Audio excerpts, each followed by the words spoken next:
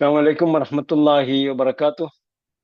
الحمد لله عليكم حمدا السلام. كثيرا طيبا مباركا كما يحب ربنا ويرضاه، الذي أنزل آيات بينات وكتابا مبينا بلغة عربي مبين بلسان عربي مبين.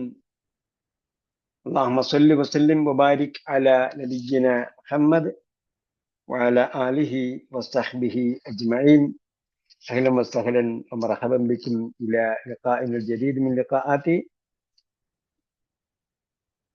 دروس اللغة العربية لغير الناطقين بها تحت إشراف فهم القرآن على أيسر طريق. എൻ്റെ ഫോൺ ഇപ്പോഴാണ് അലാറം അടിച്ചത്. എന്തോ കാരണവശാൽ നമ്മൾ ഓഫ് ചെയ്ത് പോയി. പെരുന്നാളൊക്കെ ആയപ്പോഴത്തേക്ക് ഈ തറാവീഹിന്റെ സമയമാകുമല്ലോ, തറാവീഹിന്റെ സമയമാണിത്. അപ്പോൾ ആലാമെല്ലാം നമ്മൾ എന്ത് ചെയ്തു, ഓഫ് ചെയ്തു. അപ്പോൾ എന്ത് ചെയ്തു, സമയം മിസ്സായിപ്പോയി, സോറി. അപ്പോൾ എല്ലാവരും പെരുന്നാളൊക്കെ കഴിഞ്ഞ് സന്തോഷത്തിലാണ്, ആഘോഷത്തിലാണ്. അറബി ഭാഷയെക്കുറിച്ച് എന്താ പറയുന്നത് ഇപ്പോൾ? എങ്ങനെയുണ്ട് അറബി ഭാഷ?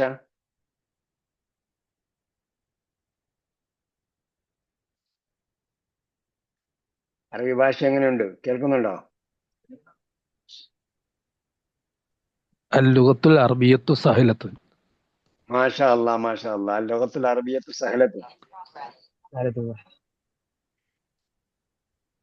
ഓക്കെ, നമ്മൾ എവിടെയായിരുന്നു, വരെ ആയിരുന്നു പഠിച്ചു നിർത്തിയത്? നമ്മൾ പേജ് നമ്പർ 80. ആ ദാലിക്ക തിൽക്ക ഉലായിക്ക. അപ്പൊ ആ ദാലിക്ക തിൽക്കയുടെ ബഹുവചനം ഉലായിക്ക. Okay okay. അപ്പൊ എന്റെ സംശയം അല്ല, എന്റെ ധാരണ ശരിയാണ്. എവിടെയാണ് നമ്മൾ നിർത്തിയത്? ഉലായിക്ക. അതേപോലെ ജഹബ നമ്മൾ പഠിച്ചു. മുഹമ്മദുൻ ജഹബ എന്ന് പറയും. മുഹമ്മദ് ജഹബ എന്ന് പറഞ്ഞാൽ മുഹമ്മദുൻ ഹാമിദുൻ അലിയുൻ എന്ന് പറയുമ്പോൾ ജഹബൂ. അണ്ടർസ്റ്റാൻഡ് ഖുർആനിൽ ഇല്ലാത്ത ആരെങ്കിലും ഉണ്ടോ? Abdurahman P P P P Abdurahman understand ഖുർആനില്ലേ? അക്ബർ അഷ്റഫ് ഇല്ല ഇല്ല. അക്ബർ അഷ്റഫ് ഉണ്ടോ അണ്ടർസ്റ്റാൻഡ് ഖുർആനില്? അക്ബർ അഷ്റഫ്, ആരിഫ ഐഫോൺ, പരിചയമില്ലാത്ത ഒരുപാട് പേരുകൾ കാണുന്നുണ്ട്. ഖലീലൊക്കെ അണ്ടർസ്റ്റാൻഡ് ഖുർആൻ കരക്കി കുടിച്ച ആളാ. കേൾക്കുന്നില്ലേ? അൽഹംദുലില്ലാ. നമ്മൾ വെള്ളക്കാടേക്ക് വരാൻ പോകുന്നുണ്ട് കേട്ടോ. ആ ഇൻഷാ അല്ലാ വരും. ഓക്കെ. മിക്കവാറും പേര് അണ്ടർസ്റ്റാൻഡ് ഖുർആൻ ഉള്ളവരാണ്. പക്ഷെ എന്നാലും നമുക്ക് ഇതേ ലെവലിൽ പോകാം. ഇതേ ലെവലിൽ പോയാൽ കുറെ കൂടെ എളുപ്പമാണ്. അണ്ടർസ്റ്റാൻഡ് ഖുർആനിൽ നമ്മൾ 21 രൂപം പഠിച്ചിട്ടുണ്ടാവും. പഠിച്ചില്ലെങ്കിലും പഠിക്കാത്തവരെന്ത് ചെയ്യുക, ഇവിടെ നിന്ന് ഇപ്പൊ നമുക്ക് നമ്മൾ ടീച്ചറെ വെച്ചു. ടീച്ചർ ഇടയ്ക്ക് റിവിഷനൊക്കെ തന്നല്ലോ. റിവിഷൻ കംപ്ലീറ്റ് ആയി. ഇതുവരെ ഉള്ളത് നന്നായി റിവൈസ് ചെയ്തിട്ടുണ്ട്. ഞാൻ വിചാരിച്ച എല്ലാ സ്റ്റുഡൻസും ഇത് കയറിയിട്ടുണ്ടാവും. ആരെങ്കിലും കയറിയിട്ട് ചിലപ്പം 8ലേക്ക് കിട്ടാത്തതുകൊണ്ട് പോയോ എന്ന് അറിയില്ല. റിവിഷൻ കൊണ്ട് ഉപയോഗപ്പെട്ട ആരെങ്കിലും ഉണ്ടോ? അറിവില്ലേ? റിവിഷൻ കൊണ്ട് ഉപയോഗപ്പെട്ടില്ലേ? എല്ലാം എഴുതി ഉറപ്പുവരുത്തിയില്ലല്ലോ. പ്രാക്ടീസായി, നന്നായി എഴുതി പ്രാക്ടീസായി. ടീച്ചർ നന്നായിട്ട് നോക്കി തന്നു. കൂടിപ്പോയി, ഇങ്ങനെ കുറച്ച് കൂടുതലായി പോയി തന്നത്. എക്സസൈസ് ലാസ്റ്റ് ആയപ്പോഴത്തേക്കും റംസാന്റെ ലാസ്റ്റ് ഒക്കെ ആയപ്പോ ഒന്ന് വിട്ടുപോയി. ഓക്കെ ആയിരുന്നു. എന്താ എന്താ എന്താ വിട്ടുപോകാൻ കാര്യം? വിട്ടുകഴിഞ്ഞാൽ നമ്മള് ഒരു ലെസൺ 8, 9, 10 ആയപ്പോഴത്തേക്കും ഇത് എക്സസൈസ് എന്നപ്പോഴത്തേക്കും നമുക്ക് സമയം കിട്ടിയില്ല. വർക്കും കാര്യമൊക്കെ ആയിട്ട് സമയം എവിടെ പോയി? സമയം അതിന്റെ ഇടയിൽ നമുക്ക് ജോലിയും കാര്യമൊക്കെ ഉണ്ടായിരുന്നു. ജോലി ഉണ്ടായിരുന്നു. ജോലി ഒന്നും മാറ്റിവെക്കാൻ ഞാൻ പറയില്ല. പക്ഷെ ബാക്കി കഴിഞ്ഞിട്ട് ജോലി 8 മണിക്കൂറാണോ 12 മണിക്കൂറാണോ? അറബീൻ ഇത് രാവിലെ ഒടുങ്ങി പണിയാ. ഓക്കെ, സൗദി അറേബ്യയിലാ, മിഡിൽ ഈസ്റ്റിലാണ്? മിഡിൽ ഈസ്റ്റിലല്ല, കേരളത്തിലാന്ന്. കേരളത്തിലാണ്. രാവിലെ തുടങ്ങി പണി, നമുക്ക് നിശ്ചിത സമയമില്ല, അതാണ് കേരളത്തിന്റെ കുഴപ്പം. ഇവിടെ കറക്റ്റ് സമയം ഇല്ല. അപ്പൊ അതിനെന്ത് ചെയ്യണം? അതിനെ നമ്മൾ ശരിയാവും. നിജപ്പെടുത്തണം. Yes. നമ്മളെ ബിസിനസിന്റെ കുറെ ഘടനകൾ നമ്മൾ ബിസിനസ് പഠിപ്പിക്കണമെങ്കിൽ ബിസിനസ് പഠിപ്പിക്കാൻ ഞാൻ എന്റെ ടൈറ്റിൽ പറഞ്ഞു കേട്ടാലോ നിങ്ങൾ? ഞാൻ അറബിയിലെ വിദഗ്ധനോ അല്ലെങ്കിൽ ഖുറാന്റെ വിദഗ്ധനോ എന്നല്ല എന്റെ ടൈറ്റിൽ കൊടുത്തിരിക്കുന്നത്. സോഫ്റ്റ് സ്കിൽ ട്രെയിനർ എന്നാണ് ഞാൻ കൊടുത്തിരിക്കുന്നത്. അപ്പൊ എല്ലാം പഠിപ്പിക്കാൻ പറ്റും. അപ്പൊ നമുക്ക് എല്ലാത്തിനും എന്ത് വേണം? ഈ ലോകക്രമത്തില് നമുക്ക് ശരിക്കും പറഞ്ഞാൽ നമുക്ക് 3 കാര്യമാണല്ലോ: വസ്ത്രം, കിടപ്പാടം, വീട്, മറ്റേ വസ്ത്രം, ഭക്ഷണം, 3 സാധനം. അതിനു വേണ്ടിയാണ് നമ്മൾ ഈ പണിയെടുക്കണം. പക്ഷെ നമ്മൾ അതിന്റെ പുറകെ ചുറ്റിക്കൊണ്ടേയിരിക്കണേ. നമ്മുടെ പ്രശ്നം എന്ന് പറഞ്ഞാൽ നമ്മൾ കിടപ്പാടത്തിന് വേണ്ടി പണിയെടുക്കുന്നില്ല. അതാണ് പ്രശ്നം. നമ്മൾ എങ്ങനെ? വസ്ത്രത്തിന് വേണ്ടി പണിയെടുക്കുന്നുണ്ട്, ഭക്ഷണത്തിന് വേണ്ടി പണിയെടുക്കുന്നുണ്ട്, കിടപ്പാടത്തിന് വേണ്ടി മാത്രം പണിയെടുക്കുന്നില്ല. പണിയെടുക്കുന്നുണ്ടോ? മനസ്സിലായ ആരെങ്കിലും ഉണ്ടെങ്കിൽ പറയും. നമ്മൾ കിടപ്പാടം എവിടെയാ? ഒറിജിനൽ കിടപ്പാടാണ് ആ പരലോകത്ത്. നമുക്ക് ആകപ്പാടെയുള്ള കിടപ്പാടം അവിടെ ചെല്ലുമ്പോൾ ഖബറിന്റെ കുഴിയിലാണ് നമ്മൾ കിടക്കുന്നത്. പിന്നെ ബാക്കി അവിടെ മുതൽ തുടങ്ങിയിട്ട് അവിടെ ചെല്ലുകയാണ്. നമുക്കെല്ലാം ഓർഗനൈസ് ചെയ്താലേ പറ്റും കേട്ടോ. അതായത് നമുക്കൊരു വിഷൻ ഉണ്ടാവുകയും ആ വിഷൻ അനുസരിച്ച് ഗോൾ സെറ്റ് ചെയ്യുകയും ആ സെറ്റ് ചെയ്ത ഗോൾ അനുസരിച്ച് അച്ചീവ് ചെയ്യാൻ വേണ്ടി പണിയെടുക്കുകയും ചെയ്താൽ തീർച്ചയായും പറ്റും. എല്ലാത്തിനും പറ്റും. അതിനാണ് നമ്മൾ എന്ത് ചെയ്യുന്നത്? നമ്മൾ ആരാധന പഠിപ്പിക്കുന്ന സന്ദർഭത്തിൽ പഠിപ്പിക്കുന്ന ഒരു പോയിന്റാണ് ഗോൾ സെറ്റിംഗ്. നിയത്ത് ചെയ്യണം എന്ന് പറയും. സെറ്റ് ചെയ്യണം. സെറ്റ് ചെയ്ത ഗോൾ അച്ചീവ് ചെയ്യാൻ വേണ്ടി പണിയെടുക്കണം. പിന്നെ എന്ത് ചെയ്യണം? നമസ്കാരത്തിന്റെ അവസാനത്തെ ഫർദ് എന്താണ്? ആർക്കറിയാം നമസ്കാരത്തിന്റെ അവസാനത്തെ ഫർദ് എന്താണെന്ന്? പോട്ടെ, ഒന്നുവിന്റെ അവസാനത്തെ ഫർദ് എന്താ?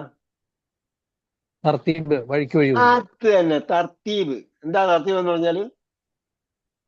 ഓർഡറായി കൊണ്ടുവരിക, ക്രമപ്രകാരം ചെയ്യുക. നമ്മൾ ക്രമം തെറ്റി ചെയ്യുന്നതുകൊണ്ടാണ് എല്ലാ പ്രശ്നത്തിനും ഒരിക്കലും സൊല്യൂഷൻ കണ്ടെത്താൻ പറ്റാത്തത്. എല്ലാത്തിനും ക്രമം നിശ്ചയിച്ച് കഴിയുമ്പോൾ ഒരു ഘടന അനുസരിച്ച് വരും. അത് നമുക്ക് വേണമെങ്കിൽ ബിസിനസ് എന്റർപ്രണേഴ്സ് ഉണ്ടെങ്കിൽ നമുക്ക് എന്ത് ചെയ്യാം? അവർക്ക് വേണ്ടി വേറെ ക്ലാസ് എടുക്കാം. നിങ്ങളിപ്പോ യൂട്യൂബിലൊക്കെ കാണുന്നില്ലേ? ഞാൻ എത്രയോ 10,000-കണക്കിന് പേരെ പരിശീലിപ്പിച്ചു, അവര് സക്സസ്ഫുൾ ആയി, അവർ ലക്ഷക്കണക്കിന് കോടിക്കണക്കിന് രൂപ ഉണ്ടാക്കി എന്നൊക്കെ പറഞ്ഞിട്ടൊക്കെ അവർ പറയുന്നുണ്ട്. അതിലേതെങ്കിലും കണ്ടാലും കുറെ ഐഡിയ നമുക്ക് കിട്ടും. പക്ഷെ നമ്മൾ ഇസ്ലാം അതിനെ മെർജ് ചെയ്തിട്ട് ഇതിനകത്ത് നബി സല്ലല്ലാഹു അലൈഹി വസല്ലം പഠിപ്പിക്കാത്തൊരു സംഭവമില്ല. നമ്മൾ അന്ന് ആലോചിച്ച് നോക്കിയാൽ അന്ന് ആൾക്കാർ സുബൈ കഴിഞ്ഞാൽ പണിയെടുക്കാൻ പോകും. ലോഹർ കഴിയുമ്പോഴത്തേക്ക് പണി തീർന്നു. ആ നമസ്കാരത്തിന് സമയം നമ്മളൊന്ന് ആലോചിച്ച് നോക്കിയാൽ മതി. സുബൈ കഴിഞ്ഞിട്ട് ലോഹർ വരെ എത്ര സമയമുണ്ട്? 5 മണിക്കാണ്, 5:30-ക്കാണ് സുബൈ നമസ്കാരമെങ്കിൽ 6:30, 7, 8, 9, 10, 11, 12, 7 മണിക്കൂറുണ്ട്. 7 മണിക്കൂർ കഴിഞ്ഞിട്ടാണ് അടുത്ത ആരാധന വരുന്നത്. അതോട് തീർന്നു. പിന്നെ നമ്മൾ ഭക്ഷണം കഴിച്ച് ഒന്ന് ഉറങ്ങി കഴിയുമ്പോഴത്തേക്ക് എന്തായി? അസറായി. അസർ കഴിഞ്ഞ് പിന്നെ സമയം കഴിഞ്ഞ് മഗ്‌രിബായി.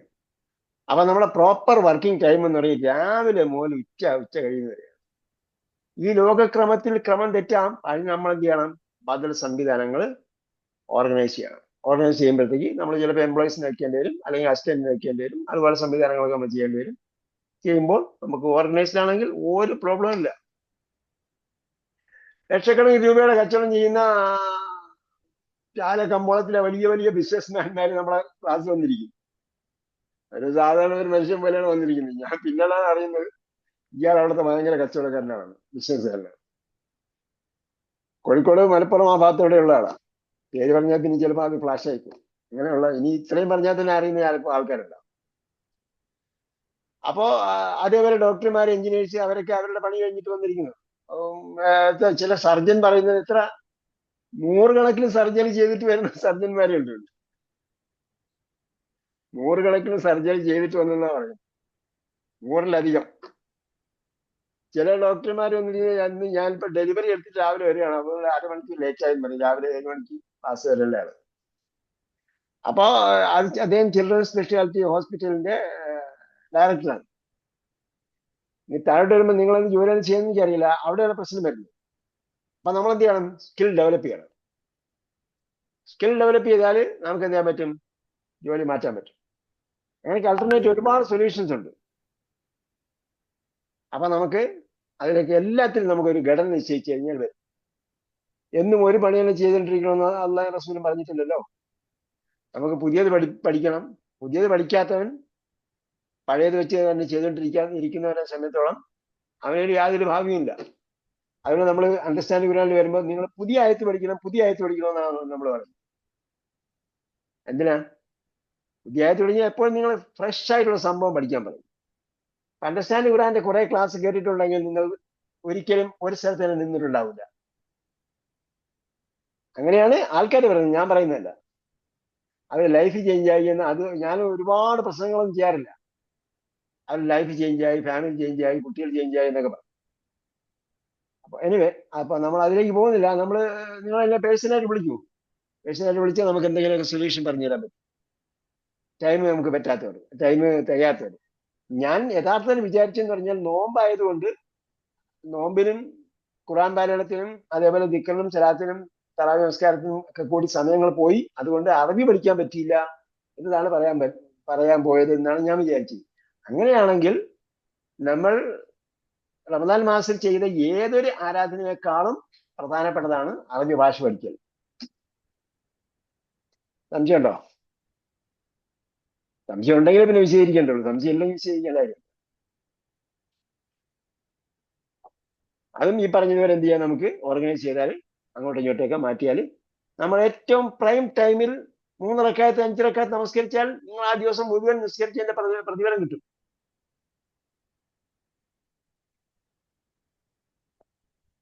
അത്താഴം കഴിക്കുന്നതിന്, അല്ലെങ്കിൽ നമ്മൾ വജ്ര നമസ്കാരത്തിന്റെ വജ്ര ബാങ്ക് കേൾക്കുന്നതിന് മുമ്പ് നമ്മൾ എന്ത് ചെയ്യുക? ഖിയാമുൽ ലൈൽ നമസ്കരിക്കുക. അപ്പൊ നമ്മൾ പള്ളിയിൽ പോയി നിസ്കരിച്ചതിനേക്കാളും ചിലപ്പോൾ കൂലി കിട്ടും. ഞാൻ ഉറപ്പിച്ചു പറയുന്നില്ല, നിങ്ങൾ എത്രത്തോളം ശുഷ്കാന്തിയോട് ചെയ്യുന്ന അതനുസരിച്ചായിരിക്കും കൂലി വരിക. ശരി,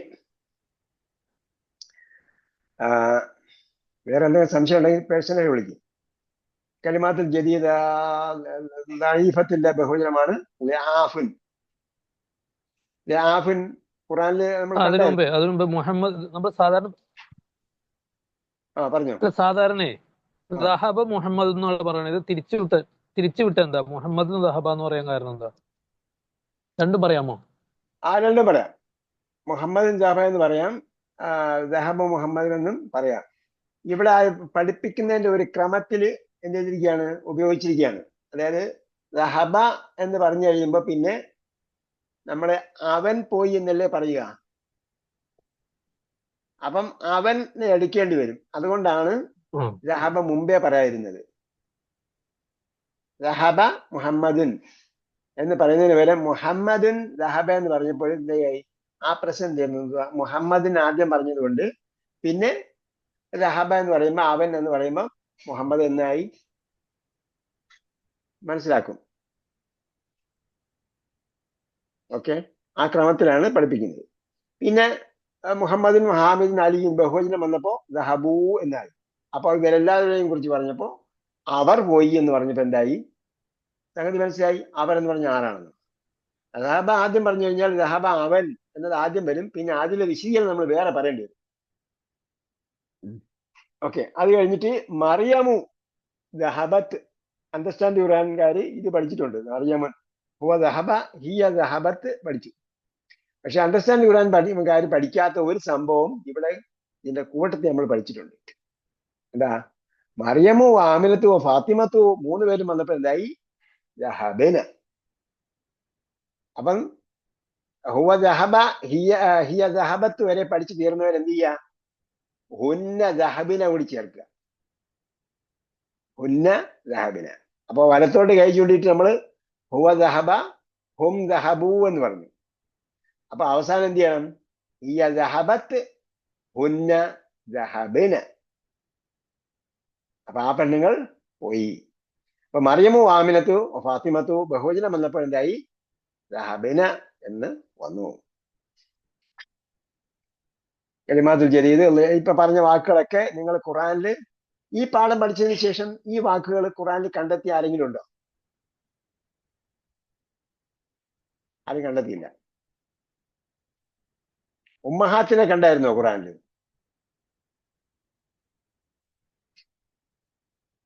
ആബാഇനെ കണ്ടായിരുന്നു നിങ്ങൾ ഖുറാനിൽ? ആപ്പയും ഉമ്മയും ഖുറാനിൽ കണ്ടില്ല, പിന്നെ എന്താ നമ്മൾ നോക്കിയത്?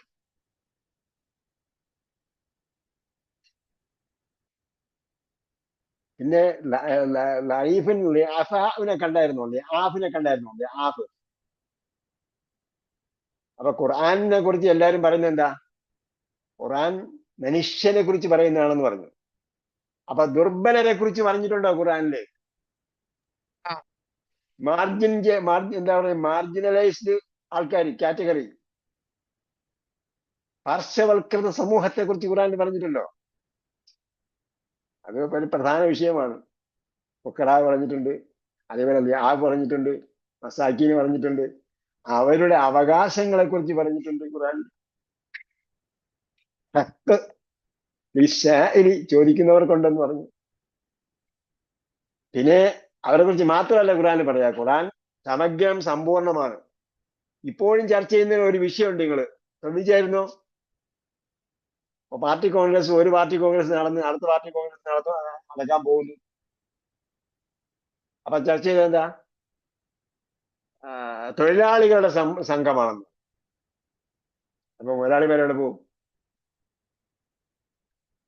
അപ്പോ ലിആഫിനെ കുറിച്ചും പറഞ്ഞിട്ടുണ്ട്, കവിജിനെ കുറിച്ചും പറഞ്ഞിട്ടുണ്ട്. ശക്തനെയും കുറിച്ച് പറഞ്ഞിട്ടുണ്ട്, ദുർബലിനെയും കുറിച്ചും പറഞ്ഞിട്ടുണ്ട്. അഗ്നിയാനെ കുറിച്ച് പറഞ്ഞിട്ടുണ്ട്, സമ്പന്നനെ കുറിച്ച്, ദരിദ്രനെ കുറിച്ചും പറഞ്ഞിട്ടുണ്ട്, അഗ്നിയാനെ കുറിച്ചും പറഞ്ഞിട്ടുണ്ട്. നമ്മൾ വായിക്കുന്ന, നമ്മൾ പഠിക്കുന്ന വാക്കുകൾ നമ്മൾ കണ്ടെത്തണം. എന്നിട്ട് ഇന്ന പേജിൽ കണ്ടു നമ്മൾ എഴുതിയിടുക. പഠിക്കുന്നത് നിങ്ങൾ എന്ത് ചെയ്യുക? പഠിക്കുന്ന സംഭവം നമ്മൾ ഇപ്പൊ നിങ്ങൾക്ക് ടീച്ചറെ വെച്ചൊക്കെ പഠിപ്പിച്ചതിന്റെ കാര്യം എന്താ? നേരത്തെ ആരെങ്കിലും ഡ്രോപ്പ് ഔട്ട് ആയിട്ടുണ്ടെങ്കിൽ അവരെ കൂട്ടിക്കൊണ്ടുവരാൻ വേണ്ടിയാണ് നമ്മൾ ഇത്രയും ഹാർഡ് വർക്ക് ചെയ്തത്. അപ്പൊ വർക്ക് കൂടിപ്പോയി എന്ന് ആർക്കെങ്കിലും തോന്നിയിട്ടുണ്ടെങ്കിൽ ആ വർക്ക് നമ്മൾ എന്ത് ചെയ്യാൻ വേണ്ടിയാണ്? ഇതുവരെ ഉള്ളതിനെ ലെവലാക്കാൻ വേണ്ടിയാണ് ചെയ്തത്. ഇതുവരെയുള്ള ലെവൽ ആയില്ലെങ്കിൽ, ഇതായത് ചില ആൾക്കാർ വിചാരിക്കും നമ്മൾ അതാ കിതാബുൻ അതാ കലമുൻ എന്നൊക്കെ പറഞ്ഞപ്പോൾ ഈ സംഭവം സിമ്പിൾ ആണെന്ന് വിചാരിക്കും. ഇപ്പൊ നമ്മൾ മെയിൻ സ്ട്രീമിലേക്ക് കടന്നു. റഹബു ഒക്കെ പഠിച്ചു കഴിഞ്ഞപ്പോഴത്തേക്ക് മെയിൻ സ്ട്രീമിലെത്തി. അപ്പൊ ഇനി അങ്ങോട്ട് പോയാൽ, ഇനി വിട്ടുപോയാൽ പറ്റില്ല. ഇപ്പൊ നമ്മൾ എന്ത് ചെയ്യണം? ഇപ്പൊ നമ്മൾ കൺട്രോൾ പിടുത്തത്തിൽ വേണം, നമ്മളെ ലാംഗ്വേജ് പിടുത്തത്തിൽ വേണം. ഇനി പിടുത്തം വിട്ടുപോയാൽ തിരിച്ചെടുക്കാൻ പറ്റില്ല. ഇനി നിങ്ങൾ എത്ര എക്സസൈസ് എഴുതിയാലും, ഇതുവരെ ഉള്ളത് പഠിച്ചില്ലെങ്കിൽ എക്സസൈസ് എഴുതിയാലൊന്നും അങ്ങോട്ട് പോകാൻ പറ്റില്ല. ഇവിടെ ഒരു സുപ്രധാനമായ വഴിത്തിരിവാണ് ഇവിടെ. ഓക്കെ, അദ്ദർസ് റാബിയാഷർ, പാഠം 14ലേക്ക് പോവുകയാണ്. അപ്പൊ കൂടുതൽ ഉദാഹരണങ്ങളിലേക്ക് കടക്കും. നമ്മൾ വായിച്ചുകൊണ്ട് തന്നെ എന്തൊക്കെയാണ് നമ്മൾ ഈ പാഠത്തിൽ പഠിക്കാനുള്ളത് നമുക്ക് നോക്കാം. ഓക്കെ, അൽ ഫിത്തിയത്തു, നേരത്തെ അൽ ഫത്ത എന്ന് നമ്മൾ പഠിച്ചു. അൽ ഫത്ത എന്താണ്? അല്ലെങ്കിൽ ഫത്തൻ, യുവാവ്. യുവാവ്. ഫത്തന്റെ ബഹുവചനമാണ് ഫിത്തിയത്തുൻ. ഫത്തൻ, ഫിത്തിയത്തുൻ. ഖുർആനിൽ അല്ലാഹ് പറഞ്ഞു, സമീന ഫത്തൻ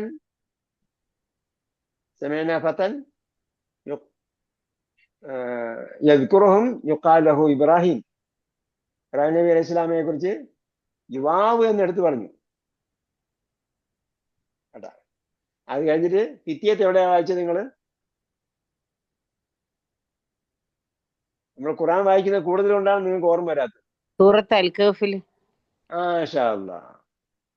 വേറെ ആരെങ്കിലും കണ്ടോ അൽ കഹ്ഫില്?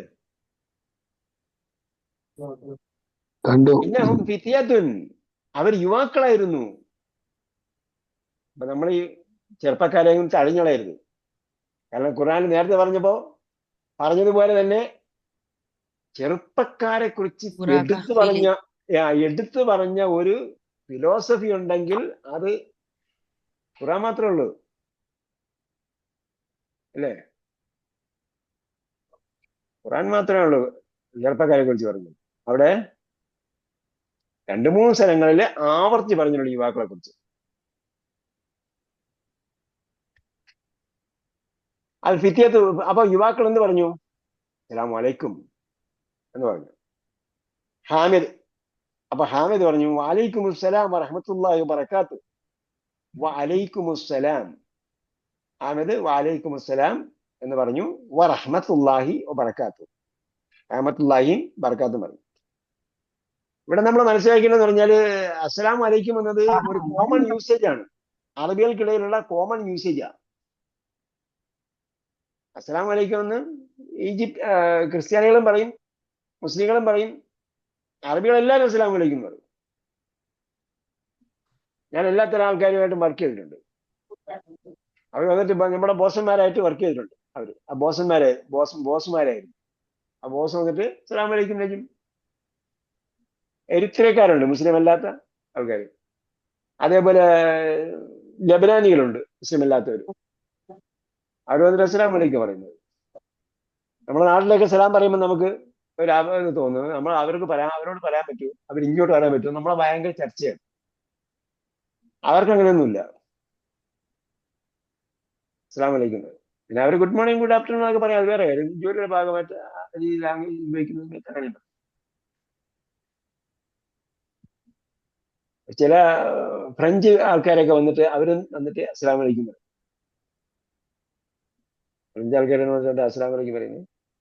അവർ പഠിക്കുക നമ്മളെ കൾച്ചർ എന്താണ് അത് നോക്കിയിട്ടാണ് അവർ നമ്മളെങ്ങനെ ഗ്രീറ്റ് ചെയ്യണമെന്ന് അവർ പഠിച്ചിട്ട് വരും. അതേപോലെ നമ്മളെ അവർക്ക് ഒന്ന് ഗ്രീറ്റ് ചെയ്യും. നമ്മളെ റെസ്പോൺസ് എന്താണെന്ന് അവർ നോക്കും. നമ്മൾ നോർമൽ റെസ്പോണ്ട് ചെയ്യണം. റൂറൽ സൊസൈറ്റിയിൽ അങ്ങനെയൊക്കെ സംഭവങ്ങളുണ്ട്. ഓക്കെ, ഹാമിദ് എന്ത് പറഞ്ഞു? വലൈക്കും അസ്സലാം വറഹ്മത്തുള്ളാഹി വബറകാത്തു.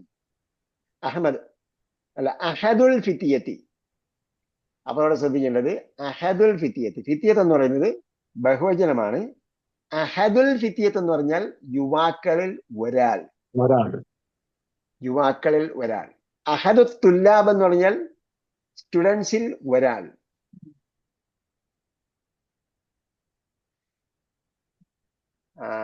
കൈഫ ഹാലുക യാ അമ്മി. കൈഫ ഹാലുക യാ അമ്മി. അല്ലയോ ജളാപ്പ, എങ്ങനെയുണ്ട്? അപ്പൊ എന്താ ഇയാളെ അമ്മ ആയിക്കോണോ നിർബന്ധമൊന്നുമില്ല കേട്ടോ. നമുക്ക് വായിച്ചു നോക്കാം അമ്മാണോ എന്ന്. അല്ലെങ്കിലും എന്ത് ചെയ്യാം, അമ്മെന്ന് വിളിക്കാം.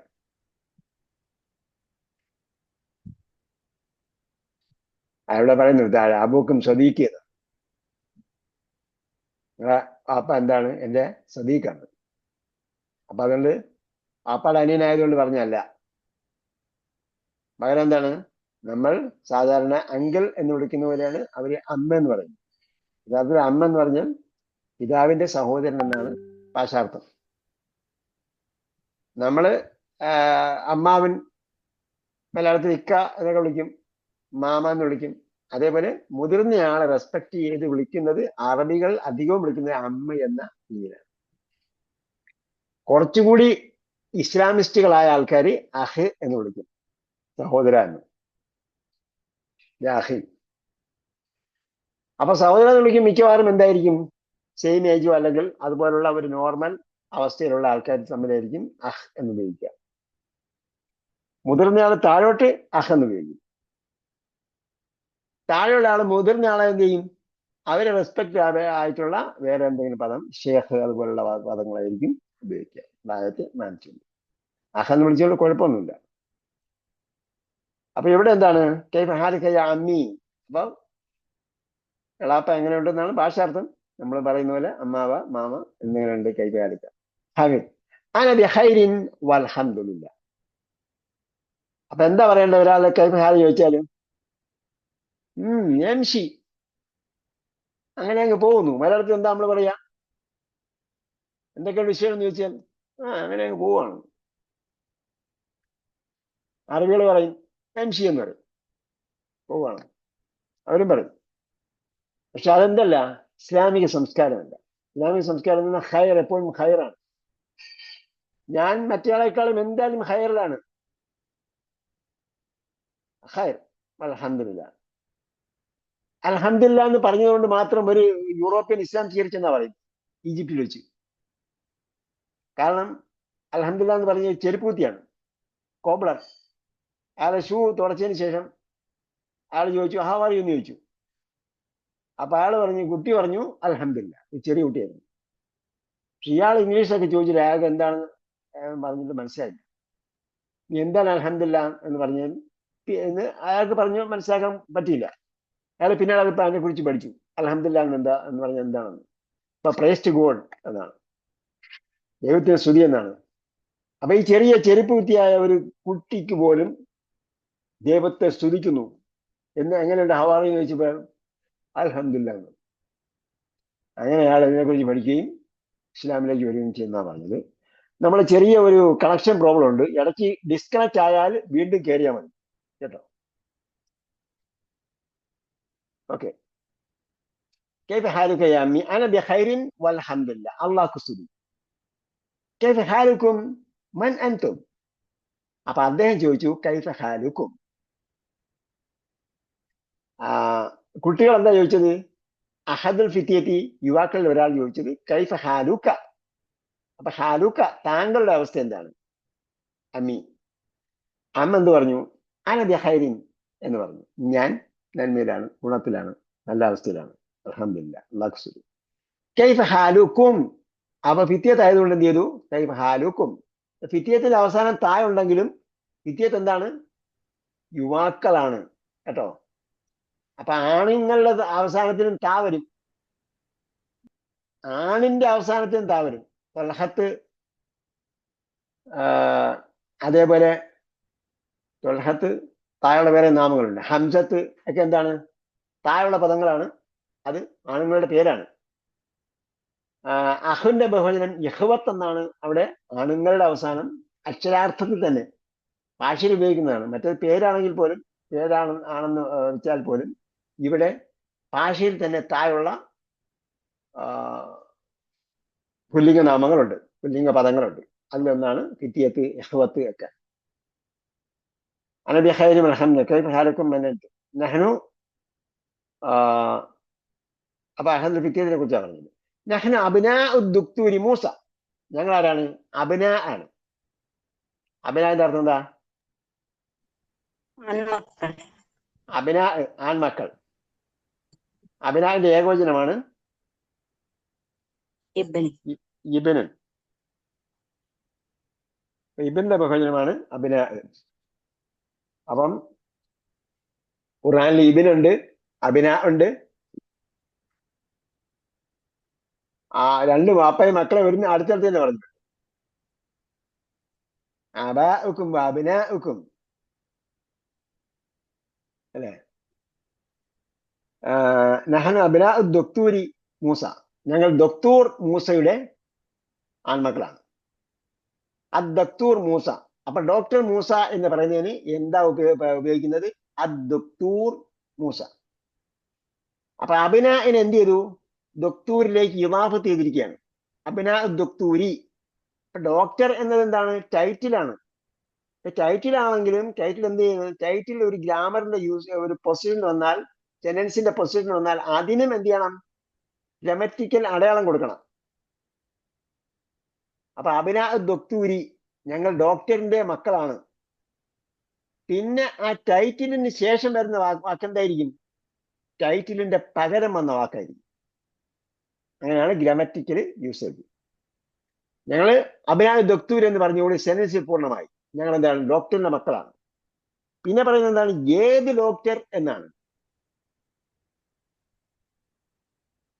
സൂറത്തുൽ ഫാത്തിഹ നമ്മൾ എന്താ പറയുന്നത്? അൽഹംദുലില്ലാഹി എന്ന് പറഞ്ഞുകൊണ്ട് എന്തായി? സെന്റൻസ് പൂർണ്ണമായി. പിന്നെ റബ്ബ് എന്ന് പറഞ്ഞ എന്തിനാ? ലില്ലായ്ക്ക് പകരമുള്ള വാക്കാണ് റബ്ബ്. ലില്ല എന്നതിൽ അള്ളാഹ് എന്ന വാക്കുണ്ട്. അപ്പൊ അൽഹംദുലില്ലാ, അള്ളാഹ്ക്കാണ് സ്തുതി. അള്ളാഹ് എന്ന വാക്കിന് ലീ കാരണമായി കസർ വന്നു. പിന്നെ റബ്ബ് എന്നത് അള്ള എന്ന വാക്കിന്റെ പകരമാണ്. അപ്പൊ അതുകൊണ്ട് അള്ള എന്ന വാക്കിന് കസ്ർ കൊടുത്തുകൊണ്ട് റബ്ബ് എന്ന വാക്കിനും കസ്ർ കൊടുക്കണം. റബ്ബിൽ ആലമീൻ, അതുകൊണ്ടാണ് ലോകരക്ഷിതാവ് ആയ അള്ളാഹ്ക്ക് സ്തുതി എന്ന് പറയുന്നത്. എന്താണ് അള്ളാഹ് എന്ന വാക്കിന്റെ പകരം. അപ്പോ അബ്നാ ദൊക്തൂരി എന്ന് പറഞ്ഞപ്പോ എന്തായി? ചെലസ് പൂർണ്ണമായി. പിന്നെ ആ ദൊക്തൂറിന്റെ പകരം വന്ന വാക്കാണ് ആ ദൊക്തൂറിന്റെ പേര്. ഇങ്ങനെയാണ് ടൈറ്റിൽ വരുന്നതെല്ലാം ഉപയോഗിക്കുക. അബ്നാ ദൊക്തൂരി മൂസ. അപ്പൊ മൂസായ്ക്ക് ദൊക്തൂറിന്റെ അടയാളം ഇല്ല. എന്തുകൊണ്ടാ? പകരം എന്നാണെങ്കിൽ മൂസായുടെ അവസാനം അലിഫാണ്. മൂസ എന്ന് പറയുമ്പം അവസാനം അലിഫാണ്. യാന്റെ ഷേപ്പിൽ എഴുതുന്നതേ ഉള്ളൂ. അപ്പൊ അത് അലിഫ് ഒരു അടയാളത്തെയും സ്വീകരിക്കുന്നതല്ല. അതുകൊണ്ട് അവിടെ കെസ് കൊടുക്കാൻ പറ്റില്ല. ഓക്കെ. നഹ്നു അബ്നാ ദുക്തൂരി മൂസ. ഹാമിദ് അഹ്ലൻ വസഹ്ലൻ വ മർഹബൻ. അഹ്ലൻ വസഹ്ലൻ എന്ന് പറഞ്ഞാല് ഇംഗ്ലീഷിലൊക്കെ നമ്മൾ ട്രാൻസ്ലേറ്റ് ചെയ്യുന്നത് മലയാളത്തിൽ ട്രാൻസ്ലേറ്റ് ചെയ്യുന്നത് സ്വാഗതം എന്നാണ് നമ്മൾ പറയുന്നത്. ഇംഗ്ലീഷിൽ വെൽക്കം എന്ന് പറയും. ശരിക്ക് എന്താണ്? അഹ്ലൻ എന്ന് പറയുന്നതോടുകൂടി തന്നെ സ്വാഗതം എന്നായി. പിന്നെന്താ സഹ്ലൻ എന്ന് പറഞ്ഞാൽ എന്താ? എളുപ്പമാണ്. എളുപ്പം എളുപ്പം. ആ എളുപ്പത്തിൽ നിങ്ങൾക്ക് അതെ സഹൽ എന്ന് പറഞ്ഞതുപോലെ ഇവിടെ എന്താണ്? ഇവിടെ നിങ്ങൾ എളുപ്പത്തിൽ അനായാസേന ഇവിടെ തങ്ങാം എന്നാ പറഞ്ഞതിന്റെ അർത്ഥം. നിങ്ങൾക്കൊരു കാഠിന്യമോ പ്രയാസമോ അതേപോലെ തടസ്സമോ ഇല്ല എന്ന് വ്യക്തമാക്കുകയാണ് അഹ്ലൻ വ സഹ്ലൻ വ മർഹബൻ. അബൂക്കും സ്വദീഖി. അപ്പോ പേര് പറഞ്ഞ ഉടനെ അല്ലെങ്കിൽ പരിചയപ്പെടുത്തിയ ഉടനെ നമ്മൾ മലയാളത്തിൽ ആ ആ ആ ആ എന്ന് പറഞ്ഞതിന് പകരം അറബികൾ എന്താ പറയുന്നത്? അഹ്ലൻ വ സഹ്ലൻ. എന്നൊന്ന് പറഞ്ഞിട്ട് കാര്യമില്ല. എന്ത് ചെയ്യണം? അഹ്ലൻ വ സഹ്ലൻ ഔപചാരികമായ വാക്ക് തന്നെ അവിടെ ഉണ്ട്. അഹ്ലൻ വ സഹ്ലൻ വ മർഹബൻ എന്ന് ഉടനെ പറയും. പേര് ചോദിച്ചാൽ ഉടനെ തന്നെ അറബികൾ പറയും. നിങ്ങൾ ഇനി അറബികൾ സംസാരിക്കുമ്പോൾ ശ്രദ്ധിച്ചാൽ മതി. അറബികൾ തമ്മിൽ സംസാരിക്കുമ്പോൾ ശ്രദ്ധിക്കണം. അറബി മിഡിൽ ഈസ്റ്റിലേക്ക് ഉള്ളവരാണെങ്കിൽ അത് ശ്രദ്ധിച്ചാൽ മതി. അറബി മിഡിൽ ഈസ്റ്റിൽ പോകണം. ഒരുപാട് പൈസ ചെലവഴിക്കുന്നുണ്ടല്ലോ. കൂടുതൽ അങ്ങനെ പോയാൽ മതി. ഉംറയോ ഹജ്ജൊക്കെ നിർവഹിക്കുകയും ചെയ്യാം, കൂടുതൽ കറങ്ങുകയും ചെയ്യാം. അറബികൾ പറയുന്നത് കേൾക്കണം. കേൾക്കുമ്പോൾ എന്താകും? അപ്പൊ നമുക്ക് മനസ്സിലാവും. അവർ പരിചയപ്പെടുത്തി കഴിഞ്ഞാൽ, ഒരാളെ പരിചയപ്പെടുത്തി കഴിഞ്ഞാൽ, പേര് ചോദിക്കുന്നതിനൊക്കെ ഔപചാരികതയൊക്കെ ഉണ്ട്. നമ്മൾ അങ്ങോട്ട് പോകാൻ പറയാം. പരിചയപ്പെടുത്തി കഴിഞ്ഞാൽ ഉടനെ തന്നെ പറയും അഹ്ലൻ വ സഹ്ലൻ. ചിലർ യാ അഹ്ലൻ എന്ന് പറയും, യാ അഹ്ല എന്നൊക്കെ പറയുന്ന ആൾക്ക്. അപ്പൊ എന്തായി? അതൊരു ഷോർട്ട് ഫോം ആയിട്ട് ചെറുതായിട്ട് പറയുന്നതാണ്. ചെറുതെങ്കിലും അഹ്ലൻ എന്ന വാക്കെങ്കിലും അവർ പറഞ്ഞിരിക്കും. അബൂക്കും സ്വദീഖി, നിങ്ങളുടെ ഉപ്പ. അബൂക്കും നിങ്ങളുടെ ഉപ്പ. സ്വദീഖി എന്റെ സ്വദീഖാണ്, സുഹൃത്താണ്. സ്വദീഖ് സുഹൃത്ത്. സ്വദീഖുണ്ടോ ഖുറാനില്?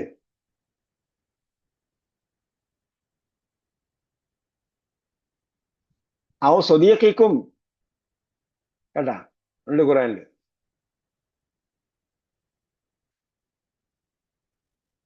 സ്വദീഖിന്റെ ബഹുവചനമാണ് അസ്ദിഖാഉ. സ്വദീഖിന്റെ ബഹുവചനം അസ്ദിഖാഉ. അസ്ദിഖാഇന് എന്തില്ല? തൻവീനില്ല. അത്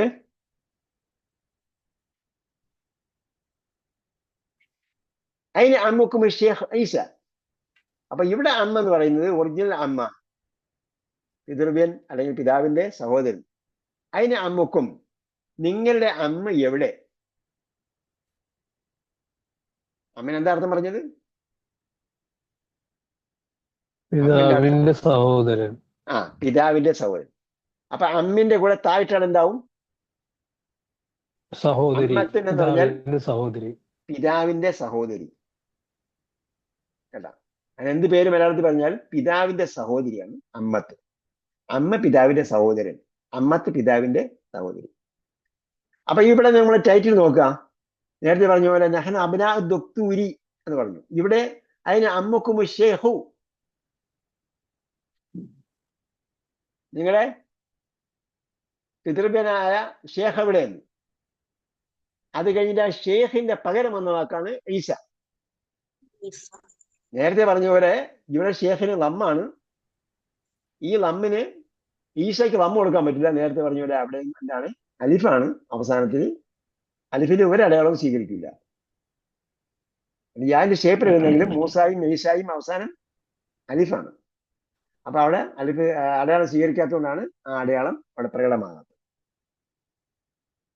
അഹദുഹും, അവിടെ അവിടെ ഇസ്മായിലാണ് ഇസ്മായിലു എന്ന് വരുമോ? ഷേഖ് ഇസ്മായിലു എന്ന് പറയാം. ഓക്കെ. അതേസമയം ഇസ്മായിലിന് കസർ വരില്ല.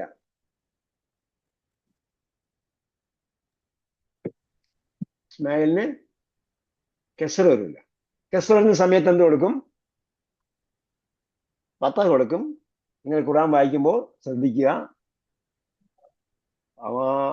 ഉൻസില